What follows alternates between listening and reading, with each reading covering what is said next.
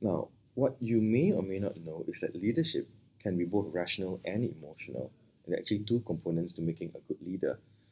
Leadership, for example, includes actions and actually influences based on reason and logic, which is what we would expect. For example, a leader having a good idea, a good perspective, or a vision for future.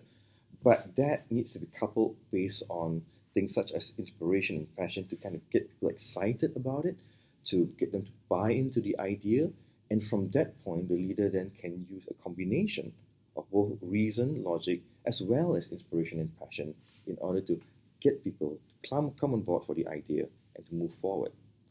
Now, why this can work is because people are actually both rational and emotional creatures as well. And therefore, leaders can use both these rational techniques and or emotional appeals to actually get through to the group of people, again, as I mentioned, to buy in an idea, to actually follow through and make something happen.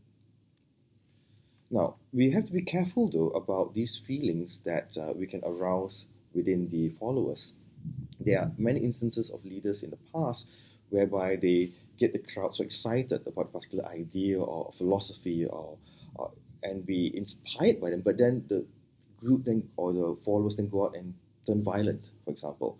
And that's not what the intention of the leader.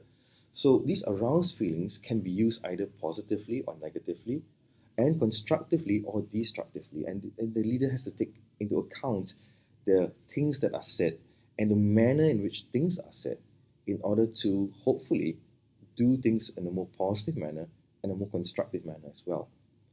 Now, as you may know, the mere presence of a group can actually cause people to act differently than when they are alone.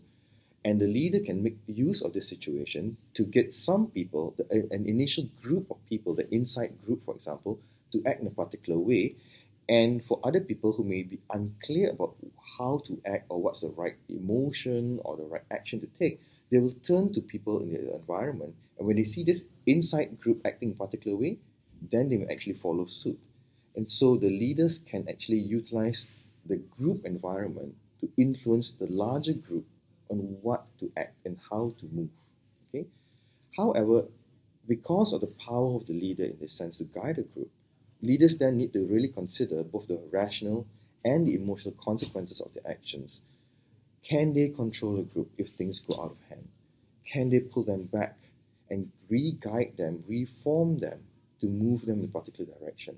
And that is what a true leader, a good leader, needs to take into account.